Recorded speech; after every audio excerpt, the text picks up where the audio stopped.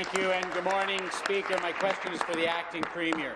Citing non-existent savings, this government callously cancelled passenger rail service to northeastern Ontario as part of a plan to sell off Ontario Northland. It was only after we called in the Auditor General who revealed there were no savings to be had, and in fact it would actually cost taxpayers $820 million to sell off Ontario Northland that this government partially halted the sale. Today, Northerners are left without rail service while options in southern Ontario are expanded.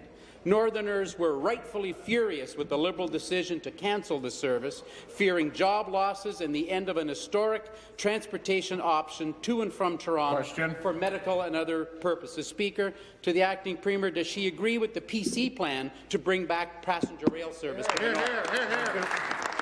The Minister of Indigenous Relations and Reconciliation. Thank you for that question. And I do want to... We'll wait till I acknowledge. Please carry on.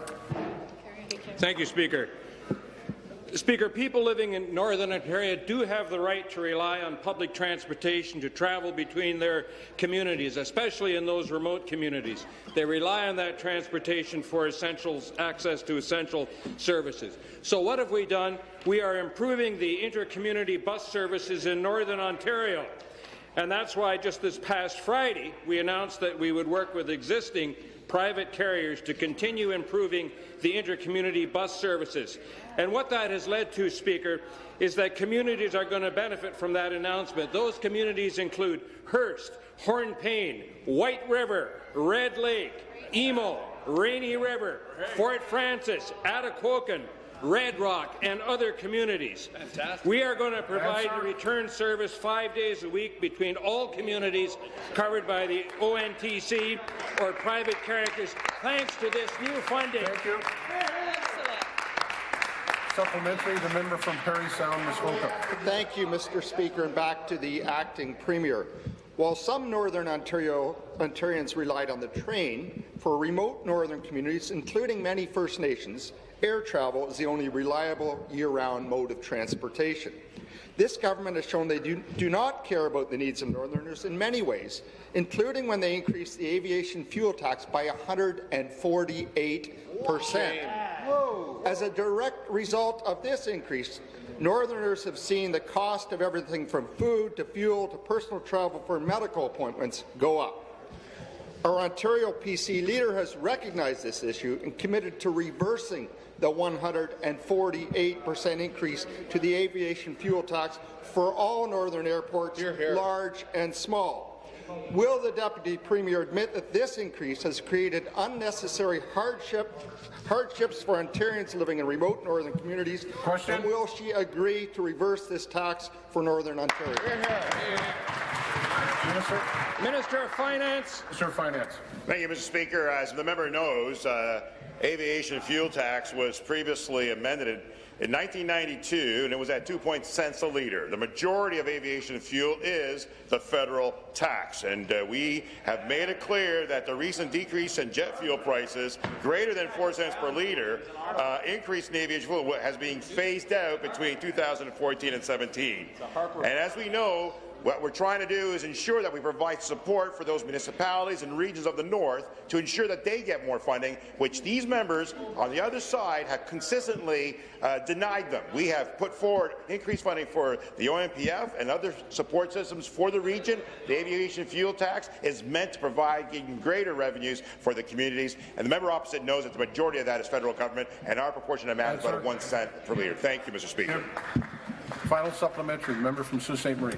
Thank you, Mr. Speaker. To the Acting Premier, investments in Northern Ontario will not be confined simply to bringing back the Northlander or reversing the aviation fuel tax. It's about economic development as well.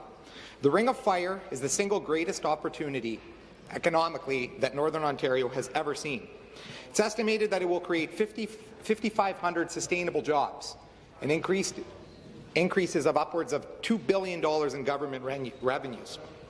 Under the People's Guarantee, Patrick Brown and the PC government will ensure that we are committed to building roads to the Ring of Fire. Since discovered, this government has done nothing but made broken promises and entered into bad faith negotiations with respect to the ring. After 10 years since its discovery, construction of the roads are still not underway. In fact, the Ring of Fire isn't even mentioned in the most recent fall economic statement.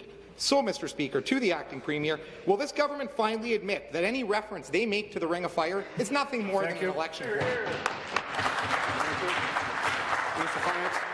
Sir, Municipal Affairs, Mr. Speaker. The member opposite missed the announcement in August of this year. The Premier was in Thunder Bay with the Minister of Indigenous Relations and Reconciliation, the Minister of Northern Development, Mines, and myself as we made the announcement, followed through on our commitment.